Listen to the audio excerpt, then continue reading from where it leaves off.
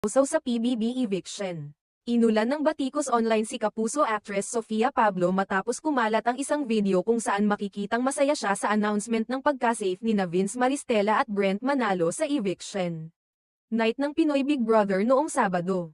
Ayon sa ilang netizens, ang reaksyon umano ni Sofia at ng ilang Kapuso personalities ay tila pagdiriwang din ng pagkaka-evict nina Michael Sager at Emilio Daez. Kahit malinaw naman sa naging pahayag ni Sofia na ang tuwa niya ay para kay Vince, na matalik niyang kaibigan, hindi pa rin ito sapat para mapigilan ang pambabatikos. Sa isang comment, sinabi niya, "You'll get it when it's your bestest friend who gets saved from eviction," na para sa kanya ay patunay lang ng suporta sa kaibigan. Pero para sa ilang netizens, tila naging insensitive ang dating ng kanyang kilos. Dahil sa pangyayari, hindi naiwasang mapulaan si Sofia ng masasakit na salita gaya ng OA, pabebe, insecure,